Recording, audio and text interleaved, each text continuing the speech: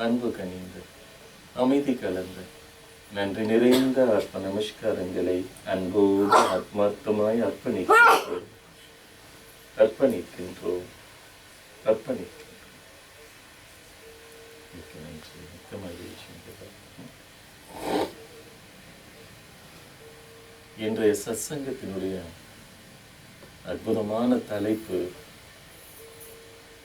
உண்மையான அன்பு யாருடைய அன்பு அப்படிங்கிறது மிக பிரமாதமான ஒரு தலைப்பை நம்ம எம்ஆர் பாலு ஆத்மா கொடுத்துருக்காங்க. பட் அது அவருடைய தலைப்பாக இருந்தாலும் கூட நம்ம எல்லாத்துக்குமே அது ரொம்ப முக்கியமாக வேண்டிய தலைப்பு தான். இப்போ பெற்றவர்களுடைய அன்பு உண்மையான அன்பா, கூட பிறந்தவர்களுடைய அன்பு உண்மையான அன்பா, இல்லை கட்டிய மனைவியினுடைய அன்பு உண்மையான அன்பா, அல்லது பெற்ற பிள்ளைகளின் அன்பு உண்மையான அன்பா, இல்லை மற்றவர்களின் அன்பு உண்மையான அன்பா, இல்லை இதுக்கெல்லாம் மேல படைத்த இறைவனுடைய அன்பும் உண்மையான அன்பா? பாருங்களேன், எவ்வளவு அந்த ஒரு விஷயத்துல எவ்வளவு பிரிவுகள் இருக்குன்னு பாருங்களேன். ஆனா இதுல வேற மாதிரி கேட்டிருந்தா ரொம்ப சிம்பிளா முடிக்கலாம். இங்க கொடுத்த தலைப்பு யாருடைய அன்பு நம்ம ஏற்றுக்கலாம் அல்லது யாருடைய அன்பு நம்ம நம்பலாம் அப்படின்னு கேட்டிருந்தா கூட அதுல சில அர்த்தம் இருக்கு. இதுல இடையில வந்த ஒரு வார்த்தை எல்லாத்தையுமே ரொம்ப குழப்பிடுச்சு. உண்மையான அன்பு அப்படின்னு கேட்டாங்க பாருங்களேன். இந்த உண்மையான அன்புக்கு இது உண்மையான அன்பு தான், உண்மை இல்லாத அன்பு தான் அப்படின்ட்டு ஏதாவது அளக்கிறதுக்கு இதுவரைக்கும் நம்ம கிட்ட ஏதாவது அளவுகோல் இருக்கா? இல்ல ஏதாவது டெம்பரேச்சர் எவ்வளவு இருக்குன்னு பாக்குறதுக்கு தெர்மோமீட்டர் இருக்குமே, அந்த மாதிரி ஒவ்வொருத்தருக்குள்ள இருக்கக்கூடிய அன்பு உண்மையான அன்பு தான் அளக்கிறதுக்கு நம்ம கிட்ட ஏதாவது அன்பு மீட்டர் ஏதாவது இருக்கா? இந்த மாதிரி இல்லாதனால தானே நம்ம உண்மையான அன்பே இல்லாதவங்க கிட்ட எல்லாம் போய் மாட்டிட்டு ஏமாந்துட்டு இருக்கோம். அப்ப பொய்யான அன்பை கொடுக்கறவங்க கிட்ட எல்லாம் நம்ம அது மெய்யான அன்போன்னு தானே நினைச்சிட்டு இருக்கோம். எப்ப அந்த அன்பு உண்மையான அன்பு இல்லைங்கும் போதுதானே நமக்குள்ள பிரிவுகள், உறவு முறிவுகள், விவாகரத்துக்கள், மன சஞ்சலங்கள், சங்கடங்கள், கலக்கங்கள், குழப்பங்கள், கொலை, தற்கொலை, இதெல்லாம் அந்த அன்பு குறையும் போது, அந்த அன்பு பொய்ன்னு நினைக்கும் போது தானே எவ்வளவும் உருவாகுது. அப்ப இதுக்கு உண்மையா நம்ம அடிப்படையா அறிவியல் ரீதியாகவோ அல்லது ஆன்மீக ரீதியாகவோ இதுக்கு நிச்சயம் நம்ம ஒரு தெர்மோமீட்டர் அல்லது மோனோமீட்டர் அந்த மாதிரி ஒன்ன கருவி, அளக்கும் கருவியை கண்டுபிடிச்சு ஆகணும். இல்லைன்னா நம்ம வாழ்க்கை உண்மையே இல்லாத அன்பை தேடி அல்லது பொய்யான அன்பை தேடி நம்ம ஒவ்வொருத்தரும் வாழ்க்கையை தொலைக்க வேண்டிய ஒரு அவலம் அல்லது ஒரு நிர்பந்தம் நமக்கு ஏற்படும்.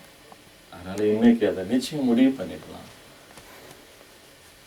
இப்ப இந்த அன்பு இத இப்படி கூட நம்ம யோசிச்சு பார்க்கலாம். உங்ககிட்ட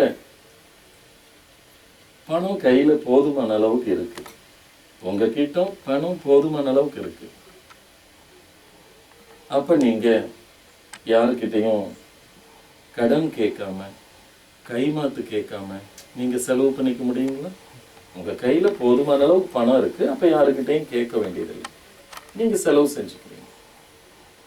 இப்ப உங்ககிட்ட கையில பணம் இல்லை, அப்ப என்ன பண்ணுவீங்க? யாராச்சும் கொஞ்சம் கொடுங்க, நாளைக்கு நான் தரேன் அப்படின்னு கொஞ்சம் கடனும் கைமாத்தும் வாங்குவோம் இல்லைங்களா? இது ரெண்டாவது நிலை. மூன்றாவது ஒரு நிலை இருக்கு. உங்ககிட்ட நிறைய பணம் இருக்கு, என்ன பண்ணுவீங்க? இந்தாங்க இந்தாங்க இந்தாங்க மற்றவங்க கிட்ட நம்ம கொடுப்போமா இல்லைங்களா? மூன்று நிலைங்க. பணமே நம்ம கிட்ட போதுமான அளவுக்கு இருக்கு, அப்ப நம்ம யாருக்கிட்டையும் கடன் கேட்கறது இல்லை. நம்ம கிட்ட பணமே இல்லை, இன்னொருத்தர்கிட்ட கடனோ கைமாத்தோ கேட்கணும். நம்ம கிட்ட அதிக பணம் இருக்கு, அப்ப நம்ம இந்தாங்க மற்றவர்களுக்கு பகிர்ந்து கொடுக்கிறோம். இது பண விஷயத்துல. ஓகே, இப்ப இதே அன்பு விஷயத்துக்கு வாங்களேன். உங்ககிட்ட எப்ப நீங்க மத்தவங்க கிட்ட அன்பை நீங்க எனக்கு கொஞ்சம் அன்பு காட்டுங்க, ஏன் என் மேல அன்பே செலுத்த மாட்டேங்கிறீங்க, எனக்கு உங்களுடைய அன்பை கொடுங்க அப்படின்னு எப்ப நம்ம போய் இன்னொருத்தர் விட்ட கையேந்து நிக்கணும்? சொல்ல முடியுங்களா? கண்டிப்பா நம்ம கிட்ட அன்பினுடைய பற்றாக்குறை எப்ப நம்ம கிட்ட வருதோ அப்ப நம்ம ஒவ்வொருத்தரும் நிச்சயமா இவங்க ஏன் என்கிட்ட அன்பு காட்ட மாட்டேங்கிறாங்க, இவங்க ஏன் என்கிட்ட அன்பா பேச மாட்டேங்கிறாங்க, அவங்க ஏன் அன்பா பார்க்க மாட்டேங்கிறாங்க, இவங்களுடைய அன்பு ஏன் எனக்கு கிடைக்க மாட்டேங்குது, இப்படி நம்ம கிட்ட எப்ப அன்பினுடைய குறை அல்லது அன்பினுடைய பற்றாக்குறை உருவாயிருச்சோ அப்ப நம்ம ஒவ்வொருத்தர்கிட்டையும் அன்பை நம்ம எதிர்பார்க்க ஆரம்பிச்சிடணும். அல்லது ஒவ்வொருத்தர்கிட்டையும் அன்பை நம்ம பிச்சை கேட்க ஆரம்பிச்சிடணும். ஆனா ஒன்றை மட்டும் நம்ம நல்லா புரிஞ்சுக்கணும். நம்ம எப்பொழுதுமே இன்னொரு கிட்ட போய் அன்பை கூட நம்ம எதிர்பார்க்கிறவங்களா இருந்தோம்னு வைங்களேன், நிச்சயம் நமக்கு ஏமாற்றம் தான் மிஞ்சும், கசப்புகள் தான் அதிகமாகும். எப்ப நம்ம ஒவ்வொருத்தரும் இன்னொருவர்கிட்ட இருந்து அவங்களுடைய அன்பை நான் எதிர்பார்க்கல, ஆனா என்னுடைய அன்பை நான் எல்லாத்துக்குமே கேட்காமையே கொடுப்பேன் அப்படிங்கிற நிலையில் நம்ம எப்ப நிறைந்த அன்போடு உண்மையான அன்போடு நம்ம இங்க வாழ்றோமோ அப்ப நம்ம நிச்சயமாக மற்றவர்களால் ஏமாற்றப்பட மாட்டோம். இல்லைன்னா ஒவ்வொரு நாளும் நம்ம ஏமாந்துட்டே இருப்போம். நம்ம கிட்ட அன்பு காட்டுறவங்க அன்பு காட்டலைன்னா நமக்கு ஏமாற்றம் தான். அன்பா பேசுறவங்க நம்ம கிட்ட அன்பா பேசலைன்னா அன்னைக்கு சங்கடம் தான். அன்பை கொடுக்கிறவங்க நம்ம கிட்ட அன்பை கொடுக்கலைன்னா அன்னைக்கு நரகம் தான். இப்ப நம்ம எப்படி எல்லாத்துக்கிட்டையும் அன்பை கேட்கிறவங்களா வாழணுமா, இல்ல கேட்காமையே அன்பை கொடுக்கிறவங்களா வாழணுமா? நம்ம எல்லாம் இங்க எப்படி வாழணும்?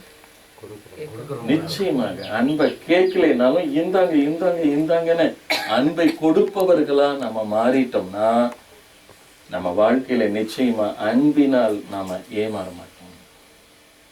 எப்ப இந்த அன்பு நமக்கு ஏமாற்றமாகவோ அல்லது எப்ப இந்த அன்பு நமக்கு துன்பமாகவோ மாறுது அப்படிங்கிற அந்த ஒரு புள்ளியை மட்டும் நம்ம இப்ப பார்க்கலாங்களா?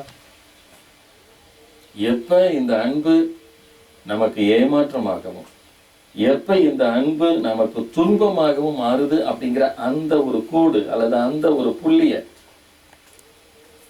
நம்ம பார்த்துட்டோம்னா அதுக்கப்புறம் அந்த புள்ளியிலிருந்து அந்த கோட்டிலிருந்து நம்ம என்ன ஆக மாட்டோம்? அன்பினால் ஏமாற மாட்டோம்.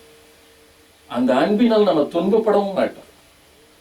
எப்ப இந்த ஏமாற்றமும் துன்பம் வருது தெரியுங்களா? நீங்க அன்பு எதிர்பார்க்கிறவங்க கிட்ட நீங்க அதிகப்படியான நம்பிக்கை வைக்கும் போது நீங்க ரொம்ப ரொம்ப ஏமாந்து போயிடுறீங்க. நீங்க அன்பு செலுத்துங்க, அவ்வளவுதான். நீங்க அன்பு செலுத்துங்க, அதோட நிறுத்திக்குங்க.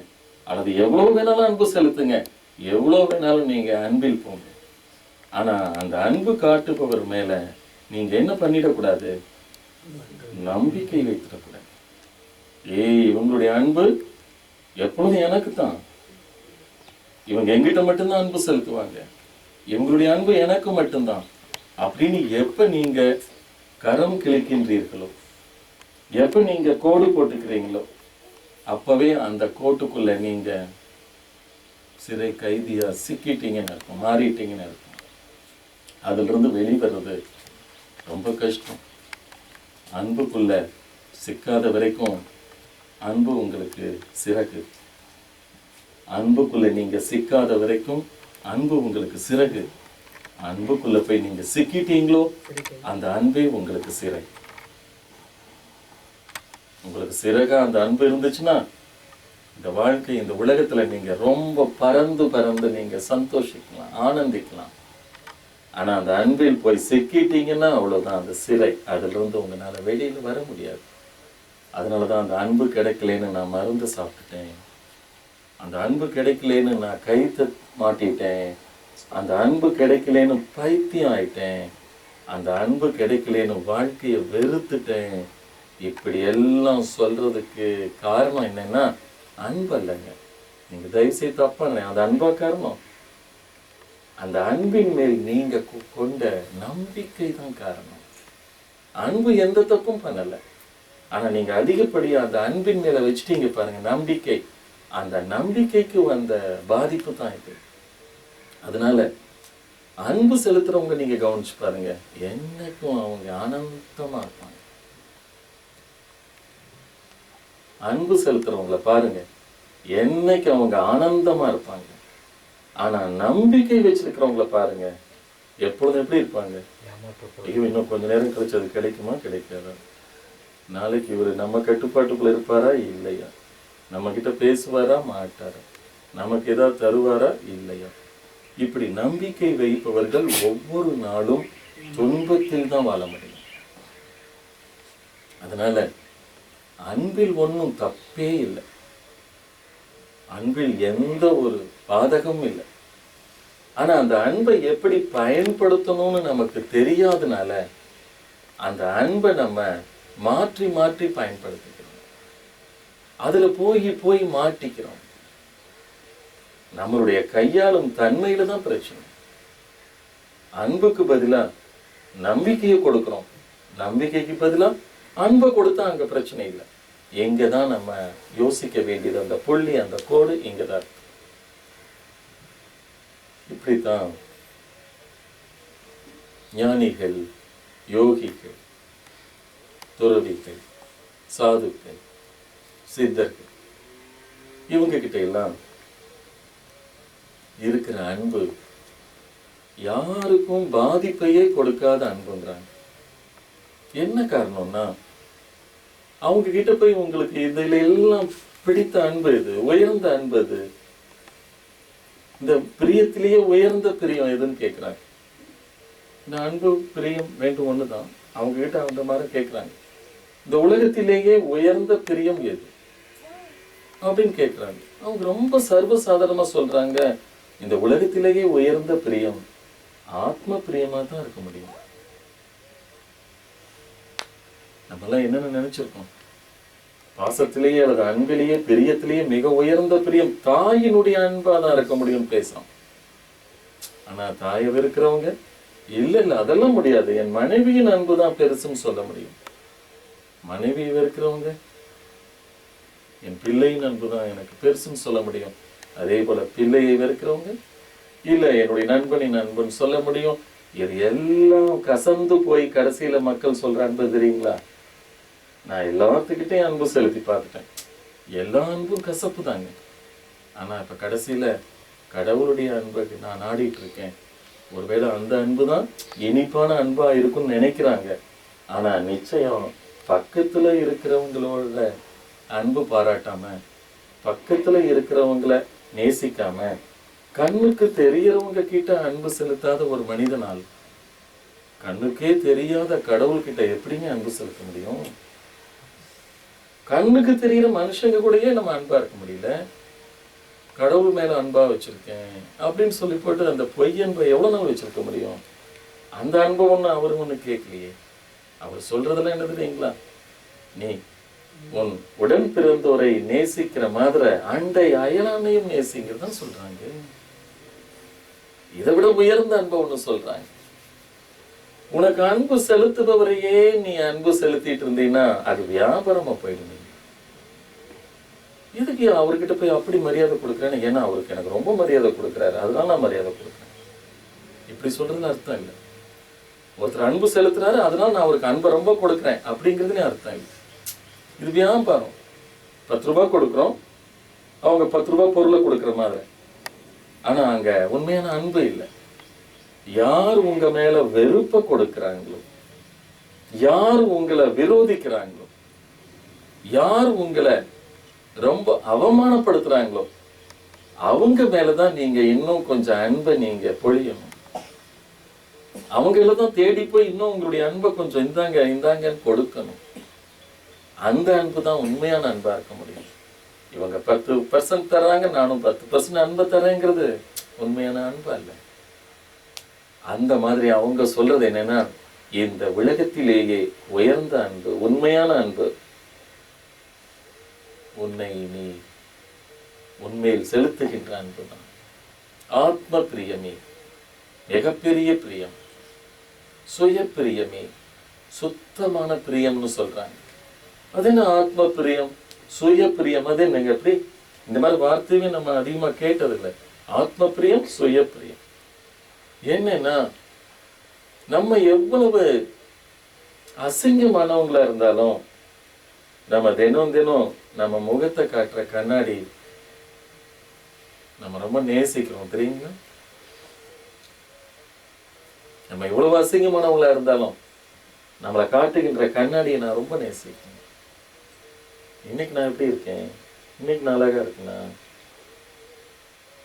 இப்படியெல்லாம் அந்த கண்ணாடி நமக்கு நம்முடைய முகத்தை பிரதிபலிக்கிறதுனால அதை ரொம்ப நம்ம நேசிக்கிறோம். அந்த மாதிரி நம்ம ஒவ்வொருத்தரும் நம்ம மேல எந்த அளவுக்கு பிரியத்தை வைத்திருக்கின்றோமோ, எனக்கு கிடைச்சிருக்கிற இந்த வாழ்க்கை எனக்கு ரொம்ப பிரியத்துக்குரிய வாழ்க்கை, எனக்கு கிடைச்சிருக்கிற இந்த உடல் நான் ரொம்ப இதை நேசிக்கிறேன், என்னிலிருந்து வெளிவரக்கூடிய ஒவ்வொரு எண்ணத்தையும் நான் ரொம்ப விரும்புறேன், என்னுடைய ஒவ்வொரு வார்த்தையும் எனக்கு ரொம்ப பிரியத்துக்குரிய வார்த்தைகள், என்னிலிருந்து வெளிவரக்கூடிய ஒவ்வொரு செயல்களும் எனக்கு ரொம்ப விருப்பமான செயல்கள். மொத்தத்தில் எனக்கு இந்த உலகத்தில் மிகவும் பிடித்தவர் நான் தான் என்று எப்ப நம்ம ஒவ்வொருத்தரும் நம்மையும் நம்மிலிருந்து வெளிவரக்கூடிய ஒவ்வொரு நல்ல எண்ணத்தையும் நல்ல பேச்சையும் நல்ல செயலையும் நல்ல வாழ்க்கையையும் எப்ப நம்ம நேசிக்கிறோமோ, எப்ப அன்பு செலுத்துறோமோ, அப்ப நிச்சயமா நீங்கள் ஒவ்வொருவரும் இந்த உலகத்திற்கு மிகப்பெரிய அன்பாளராக நீங்கள் மாற முடியும். அழகுக்கும் கூட ஒரு காலகட்டம் உண்டு, அது அசிங்கமாக மாறுவதற்கு. அழகுக்கும் கூட ஒரு காலகட்டம் உண்டு, அந்த காலத்துக்கு அப்புறம் அந்த அழகு அதே அழகோட இருக்காது, அது வேறு ஒரு கோணத்தை நோக்கி திரும்பி பயணிக்க ஆரம்பிச்சோம். இளமையில் அழகு, முதுமையில் திரும்பிடும், இது அசிங்கம், அப்படியே வந்துடும். ஆனா இந்த அன்பை எடுத்து பாருங்களேன், நீங்க சின்ன வயசுல இருக்கிறதுல இருந்து நீங்க முதிய வயசு ஆகிற வரைக்கும் அந்த அன்பு என்னைக்காவது அசிங்கமா மாறுமா? சிவம் இல்ல, அங்க அன்புக்கு தான் வேற மாற்றம் இருக்குமா? நீங்க வேணா முயற்சி பண்ணா அந்த அன்பை வெறுப்பா மாத்திக்கலாம், அந்த அன்பை கோபமா மாத்திக்கலாம். ஆனா இந்த அன்பிற்கு எப்பொழுதும் வயதாகாது, அன்புக்கு எப்பொழுதும் மவுசும் குறையாது. அந்த அன்பு எப்பொழுதுமே அன்பாவே தான் இருக்கும். இந்த அன்புக்கு வயது இல்லை, இந்த அன்பிற்கு மறுபக்கம் இல்லை. அன்பு எப்போதும் அன்புதான். அன்பு எதையும் எதிர்பார்க்காது, அன்பு எதையும் தாங்கும், அன்பு எதையும் சகிக்கும், அன்பு பொறாமையாயிராது. அன்புக்கு நிகர் அன்பு மட்டும் தான். தீர்க்க தரிசன சொல்லும் கூட ஒரு நாள் பொய்த்து போகும். ஜீசஸ் கிரைஸ்ட் சொல்றார், தீர்க்க தரிசன சொல்லும் கூட ஒரு நாள் பொய்த்து போகும், ஆனால் உண்மை அன்பு ஒருபோதும் பொய்க்காது. உண்மை அன்பு ஒருபோதும் பொய்க்காது. அது எங்க கீர்னாலும் ரத்தம் வெளிப்படுற மாதிரி நீங்க அன்பை எங்க அறுத்தாலும் அது அங்க அன்பை மட்டும் தான் வெளிப்படுத்தும். அதனால நம்ம ஒவ்வொருத்தரும் உண்மையான அன்பை உள்ளத்துல வைத்திருப்பவராக நம்ம இருந்தா உங்களுக்கு நீங்களே தான் மருந்து. மருந்து இருக்கிற இடத்துல ஏதாவது நோய் வருமா? மருந்து இருக்கிற இடத்துல நோய் வராது. அந்த அன்பு என்கின்ற அமுதம் அல்லது அன்பு என்கின்ற அருமருந்து உங்க ஒவ்வொருத்தருக்குள்ள அதிகமா இருக்கும் போது உங்களுக்கு எந்த நோயும் உங்களை நெருங்கி வராது. அன்பானவர்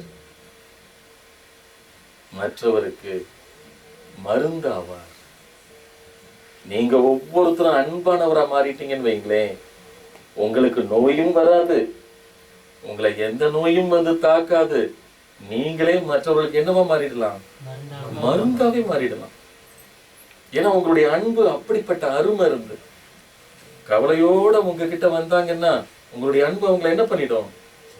இந்த கவலையை போக்கி சந்தோஷத்தை கொடுத்து, இந்த மாதிரி ஏதாவது சங்கடத்தோட அல்லது துக்கத்தோட அல்லது ஏமாற்றத்தோட தோல்வியோட உங்ககிட்ட வந்தாங்கன்னு வைங்களேன், உங்களுடைய அன்பு அவர்களுக்கு ஆறுதலாக இருக்கும், நம்பிக்கை ஊட்டும். இந்த உலகத்தில் இருக்கின்ற மருத்துவர்கள் எல்லாம் மருத்துவர்கள் தான். ஆனா உயர்ந்த மருத்துவர் யார் தெரியுங்களா? யார் அன்பானவரோ, யார் அன்பானவரோ அவர் இந்த உலகத்திற்கே உயர்ந்த மருத்துவர். அன்பானவர் தான் இந்த உலகத்திற்கும் உலக மக்களுக்கும் ஒப்பற்ற மருத்துவர். இந்த அன்புங்கிற மருந்த நீங்க எந்த கடையிலையும் லேபிள் ஒட்டி வைக்கணுங்கிற அவசியம் இல்லை. எந்த ஆஸ்பத்திரியிலையும் நீங்க அதை சிகிச்சையா கொடுக்கணுங்கிற தேவையும் இல்லை. உங்களுக்குள்ள மட்டும் மற்றவர்களுக்கு எப்போதும் கொடுப்பதற்கு அன்பு என்கின்ற அமுதமும் அருமருந்தும் உங்களுக்குள்ள இருக்குமானால் நீங்க மிகப்பெரிய மருத்துவர் தான். நீங்க மருத்துவ படிப்பு படிக்கணுங்கிற அவசியம் இல்லை. நீங்க அதுல இன்னும் பெரிய பெரிய சிகிச்சையை நீங்க தெரிஞ்சுக்கணுங்கிற தேவையும் இல்லை. நீங்க எங்க போனாலும் அந்த மருந்தை நீங்க மக்களுக்கு அள்ளி அள்ளி கொடுத்துட்டு இருக்கலாம். ஏன்னா இன்றைய காலகட்டத்தில் மக்களுக்கு கிடைக்காத பொருள் இந்த உலகத்தில் அன்பு மட்டும்தான். மற்றது எல்லாத்தையுமே எல்லா ஷாப்பிங் காம்ப்ளெக்ஸ்லையும் எல்லா மால்லையும் இப்ப விற்க ஆரம்பிச்சிட்டாங்க. எங்க போனாலும் எது வேணாலும் நீங்க வாங்க முடியும். அதே போல நெட்டுல கூட நீங்க எல்லாத்தையுமே பர்ச்சேஸ் பண்ணிக்க முடியும், வரவழைச்சிக்க முடியும். பட் அன்பு ஒன்றை தவிர. இன்னைக்கும் கூட இந்த அன்பை கூட மற்றவங்க எல்லாம் வேறு விதமா பயன்படுத்துறதுக்கு அயல் நாட்டுல எல்லாமே பல சிஸ்டத்தை பயன்படுத்திட்டு இருக்காங்க. தன்னுடைய கணவன் அன்பு காட்டலைங்கிறதுனால உடனே அவங்க போய் என் கணவன் எனக்கு அன்பு காட்டல, அதனால அன்பு காட்டக்கூடிய ஒரு நாய் நான் வாங்கிட்டு வந்துட்டேன். வெளிநாட்டு நடந்துட்டு இருக்கு. மனைவி என் மேல அன்பு காட்டல, அதனால நான் இன்னைக்கு ஒன்று பண்ணேன், போய் ஒரு பூனைக்குட்டி வாங்கிட்டு வந்துட்டேன் என் மேல அன்பு காட்டுறதுக்கு. இப்படி எல்லாம் அன்பு கிடைக்காதவங்க எல்லாமே ஒரு நாய்க்குட்டியும் பூனைக்குட்டியும் வாங்கி வாங்கி வளர்த்துனதுனால அயல் நாட்டுல நாய்க்குட்டிகளுக்கும் பூனைக்குட்டிகளுக்கும் என்ன ஆயிடுச்சுங்க? ரொம்ப டிமாண்ட் ஆயிடுச்சு. எங்க போனாலும் நாய்க்குட்டி கிடைக்கிறது இல்லை, பூனைக்குட்டி கிடைக்கிறது இல்லை, விலை அதிகமா கொடுத்து வாங்கவும் முடியறது இல்லை. என்ன பண்ணிட்டாங்கன்னா அதை புரிஞ்சுக்கிட்டு இப்ப என்ன பண்ணிட்டாங்க, பெட் ஸ்டோன்ஸ், பெட் பிளான்ஸ் அப்படின்னு உருவாக்கி கற்கள் இருக்கும் இல்லைங்களா, பாறையிலிருந்து எடுக்கக்கூடிய கற்கள், அந்த கற்களுக்கெல்லாம் அழகழகான நிறம் அடிச்சு எந்தெந்த கலர் யாராருக்கு பிடிக்குமோ பொருத்தமோ அந்தந்த கலர்லாம் கொடுத்து அந்த இடத்துல ஒரு இடம் மட்டும் விட்டுருவாங்க. யாருக்கு யார் பேர் பிடிக்குமோ அந்த பேர் அந்த இடத்துல எழுதி அந்த கல் எடுத்துக்கும். அந்த கல் தான் அவங்களுக்கு ஒரு குழந்தை அல்லது ஒரு கணவன் அல்லது ஒரு மனைவி அல்லது நண்பன். பெட் பிளான்ஸ்னு விற்கிறாங்க. அது என்னன்னா செயற்கை தாவரங்கள், அழகழகா பூச்செடிகள் வைக்கிறாங்க. அது யாருக்கு எது பிடிக்குமோ அது வாங்கிக்கும். இப்ப பாத்தீங்கன்னா அயல் நாட்டுல எங்க அவங்க பார்ட்டிக்கு போனாலும் ஃபங்க்ஷனுக்கு போனாலும் எங்க போனாலும் அந்த கல்லை அப்படியே தூக்கிட்டு போறாங்க, அழகு அந்த செடியை தூக்கிட்டு போறாங்க. பக்கத்துல பாத்தீங்கன்னா சேர், அந்த சேர்ல உடனே அதை வச்சிடுறாங்க, அந்த கல்லை வச்சிடுறாங்க, அந்த செடியை வச்சிடுறாங்க. வேற யாரையும் உட்கார விட மாட்டாங்க. வச்சுட்டு அவங்களுக்கு என்ன டீ கொடுத்தா அதுக்கும் டீ கொடுப்பாங்க, அந்த கல்லுக்கும் செடிக்கும் டீ கொடுப்பாங்க, நாய்க்குட்டிக்கும் பூனைக்குட்டிக்கும் டீ கொடுப்பாங்க. வேற ஏதாவது கொடுத்தாலும் அதையும் அவங்க குடிச்சிட்டு அவங்களுக்கும் கொடுப்பாங்க. அது என்னமோ அவங்களுக்கு கொடுக்குற மரியாதைன்னு இன்னைக்கு அப்படி ஒரு புது கலாச்சாரம் உருவாயிட்டு. இது மட்டும் அல்ல, இதை விட மோசமான கலாச்சாரம் அயல் நாட்டுல பரவிட்டு இருக்கு. இந்த அன்பு கிடைக்காதவங்க எல்லாம் ஏஜென்சி நடத்துறாங்க. இங்கிருந்து போன் பண்ணி சொன்னா போதும், எனக்கு என் கணவருடைய அன்பு எனக்கு கிடைக்கவே இல்லை, அதனால ஒரு மணி நேரத்துக்கு ஒரு நல்ல கணவர் அனுப்ப முடியுமா அப்படின்னு கேட்குறாங்க. உடனே இந்த ஏஜென்சி உடனே ஒரு மணி நேரத்துக்கு அனுப்பிச்சு வைப்பாங்க ஒருத்தர். அப்போ அவங்க கிட்ட அன்பா ஒரு மனைவி கிட்ட பேசுற மாதிரி அன்பா பேசுறது, 1 மணி நேரம் ஆனவுடனே டைம் 1 ஹவர் ஆச்சுங்க, இந்தாங்க பில்லு, பணம் கொடுங்க அப்படின்னு வாங்கிட்டு போயிடுவாங்க. அந்த மாதிரி மனைவி உங்களுக்கு கிடைக்காதவங்க ஃபோன் பண்ணி எனக்கு ஒரு நல்ல மனைவி வேணும், எனக்கு குழந்தை பாசமே கிடைக்கல, குழந்தை அன்பே கிடைக்கல, அதனால எனக்கு ஒரு குழந்தை அனுப்புங்க ஒரு 2 மணி நேரத்துக்கு அல்லது ஒரு நாளைக்கு அப்படின்னா இப்போ என்ன ஆயிடுச்சு, அந்த அன்பு வியாபாரம் ஆயிட்டு வந்துட்டு. இப்படியெல்லாம் நடந்துட்டு இருக்கக்கூடிய காலகட்டத்துல வெளிநாட்டு கலாச்சாரங்களும் நாகரிகங்களும் வெகு வேகமா நம்ம நாட்டுக்கு வந்துட்டு இருக்கும் போது இந்த நாட்டுக்கும் நாளைக்கு வறுமையை விட மிக கொடுமையான பற்றாக்குறை அன்பினால் வரப்போகுதுங்கிறத நம்ம ஒவ்வொருத்தரும் உணர்ந்து எவ்வளவுக்கு எவ்வளவு நமக்குள்ள அன்பா நம்ம இருக்க முடியுமோ அவ்வளவுக்கு அவ்வளவு நம்மை அன்பானவராக மாற்றிக் கொள்ளலாம். நீங்க அன்பானவரா பேசணுங்கிற அவசியம் கூட இல்லை, நீங்க அன்பானவரா பழகணுங்கிற தேவையும் கூட இல்லை. முதல் அடிப்படை என்னங்க, நீங்க ஒவ்வொருத்தரும் அன்பானவராக உங்களுக்குள்ள இருந்தால் மட்டுமே போதுமே. இந்த விஷயம் புரியுதுங்களா? நீங்க அன்பா பேசணுங்கிறவரா இருக்கணுங்கிற அவசியம் இல்லை, நீங்க அன்பை பழகணும் அப்படிங்கிற தேவை, அப்படிப்பட்டவராக இருக்கணுங்கிற தேவையும் இல்லை. நீங்க உங்களுக்குள்ள அன்பானவராக இருந்தால் போதும். உங்களுக்கு இந்த உலகம் ரொம்ப அன்பான உலகம் அப்பதான் தெரியும். உங்களுக்குள்ளே நீங்க அன்பானவரா இருக்கும் போதுதான் பார்க்கிறவங்க எல்லாம் எனக்கு ரொம்ப அன்புக்குரியவங்கன்னு தோணும். உங்களுக்குள்ள அன்பானவரா நீங்க இருக்கும் போதுதான் எந்த உயிரிலும் எந்த பொருளிலும் இறைவனுடைய திருவுருவம் தெரியும். அப்பதான் நீங்க ஒரு கல்லை கூட கடவுளா வணங்க முடியும், ஒரு எறும்பை கூட நீங்க தெய்வமா பார்க்க முடியும். எப்பன்னா உங்களுக்குள்ள அன்பு நிலைத்து நிறைந்து இருக்கும் போது மட்டுமே நீங்க மற்றவர்களுக்கு ஒரு தெய்வமாக நீங்க தென்பட முடியும். எனவே நீங்கள் ஒவ்வொருவரும் அன்பை வெளியில் தயவு செய்து எதிர்பார்க்காதீர்கள். ஏனென்றால் உண்மையான அன்பு வெளியில் எவரிடமும் இல்லை. உண்மையான அன்பு வெளியில் எவரிடமும் இல்லை. அந்த உண்மையான அன்பு என்பது இருக்கும் இடம் ஒன்றே ஒன்றுதான். அது எதுங்க?